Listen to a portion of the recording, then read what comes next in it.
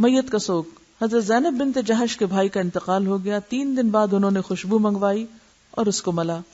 پھر کہا مجھے خوشبو کی ضرورت نہ تھی، مگر میں نے رسول اللہ صلی اللہ علیہ وسلم سے سنا کہ جو عورت اللہ تعالی اور قیامت پر ایمان رکھتی ہو اس کے لیے حلال نہیں کہ 3 دن سے زیادہ کسی میت پر سوگ کرے، سوائے شوہر کے جس کا سوگ 4 ماہ 10 دن ہے. ام عطیہ کا لڑکا فوت ہو گیا. تیسرے دن انہوں نے زردی منگوا کر ملی، یعنی ایک طرح سے کائنڈ آف میک اپ، اور کہا ہمارے لیے شوہر کے علاوہ کسی اور کی وفات پر 3 دن سے زیادہ سوگ کرنا ممنوع ہے. میت پر رونا، اگر میت کو دیکھ کے رونا آئے اور آنسو جاری ہو تو منع نہیں، اس لیے کہ یہ بے اختیار رونا ہے جو جائز ہے. نبی صلی اللہ علیہ وسلم نے فرمایا اللہ تعالیٰ آنکھ کے رونے اور دل کے پریشان ہونے کی وجہ سے عذاب نہیں کرتا، بلکہ زبان کے چلانے اور واویلا کرنے سے عذاب کرتا ہے، یعنی میت کو، خاص طور پر اگر میت کی اپنی مرضی ہو کہ اس پر چیخ چلا کے رویا جائے. نبی صلی اللہ علیہ وسلم نے فرمایا اللہ کے ہاں وہ صبر معتبر ہے جو صدمے کے شروع میں ہو، یعنی تکلیف پہنچتے ہی انسان جب صبر کرتا ہے تو اس کا اجر ہے. چیخ چلا کے واویلا کر کے خلاف سنت کام کر کے جب تھک جائے تو کہے اب میں صبر کر رہا ہوں تو یہ جھوٹا صبر ہے.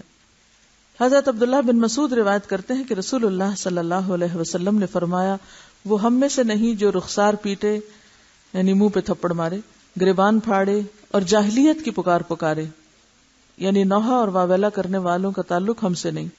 نبی صلی اللہ علیہ وسلم نے فرمایا میں بیزار ہوں اس سے جو موت کی مصیبت میں سر کے بال نوچے اور چلا کے روئے اور اپنے کپڑے پھاڑے.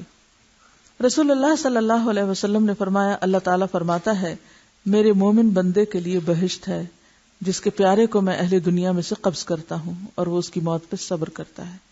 جب بھی کوئی عزیز رشتہ دار، کوئی بھی قریبی فوت ہو جائے اور انسان اس وقت چیخے چلائے، آنسو بہانے کی اجازت ہے، دل کا غم درست ہے، لیکن شکوہ شکایت نہیں، چیخنا چلانا نہیں، کوئی غیر مہذب حرکتیں کرنا نہیں، تو ایسے شخص کے لیے بدلے میں جنت ہے. رسول اللہ صلی اللہ علیہ وسلم نے فرمایا جاہلیت کے 4 کام ایسے ہیں جنہیں میری امت کے لوگ بھی کریں گے. نمبر 1 اپنے حسب میں فخر کرنا، یعنی اسٹیٹس کانشیس ہونا اور اپنے نام نسب اور اپنے خاندان اور ان چیزوں پر بہت بات کرنا اور بہت خوش ہونا. نمبر 2 کسی کے نسب میں تان کرنا. ایک ہے اپنے آپ کو بڑی چیز سمجھنا اور دوسرا ساتھ ہی دوسروں کو حقیر سمجھنا. نمبر 3 ستاروں کے ذریعے پانی طلب کرنا، یعنی علم نجوم پر یقین رکھنا. نمبر 4 نوحہ کرنا. اور یہ بھی فرمایا اگر نوحہ کرنے والی عورت مرنے سے پہلے توبہ نہ کرے تو قیامت کے دن اس پر گندھک اور خارش کا کرتا ہوگا. رسول اللہ صلی اللہ علیہ وسلم کے بیٹے ابراہیم جب حالت نزع میں تھے تو آپ نے اسے اٹھایا اور فرمایا آنکھ آنسو بہا رہی ہے، دل غمگین ہے، مگر اس کے باوجود ہم کچھ نہیں کہیں گے سوائے اس کے جس سے ہمارا رب راضی ہو، اور اے ابراہیم ہم تیری جدائی کے سبب غمگین ہیں. رسول اللہ صلی اللہ علیہ وسلم کا نواسہ فوت ہوا تو آپ کی آنکھوں سے آنسو جاری ہو گئے. حضرت سعد بن عبادہ نے عرض کی یا رسول اللہ یہ کیا ہے؟ آپ نے فرمایا یہ وہ رحمت ہے جو اللہ نے اپنے بندوں کے دلوں میں پیدا کی ہے، اور اللہ اپنے بندوں میں سے رحمت کرنے والوں پر ہی رحمت کرتا ہے. نبی صلی اللہ علیہ وسلم نے فرمایا جس عورت کے 3 بچے مر جائیں تو وہ اس کے لیے جہنم کی آگ سے آڑ بنیں گے. ایک عورت نے پوچھا اگر 2 بچے مر جائیں؟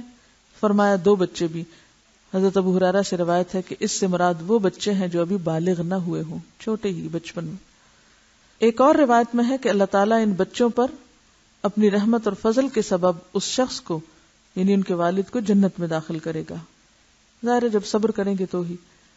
تعزیت کے مسنون الفاظ ان للہ ما اخذ ولہ ما اعطى وکل عندہ باجل مسمی فلتصبر ولتحتسب. یقیناً اللہ کا ہے، یعنی اللہ کا مال ہے جو اس نے لیا، اور اسی کا ہے جو اس نے دے رکھا ہے. اس کے ہاں ہر چیز کے فنا ہونے کا وقت مقرر ہے، لہذا صبر کر کے اس کا اجر و ثواب حاصل کرنا چاہیے. وآخر دعوانا ان الحمد للہ رب العالمین. سبحانک اللہم وبحمدک نشہد ان لا الہ الا انت نستغفرک ونتوب الیک.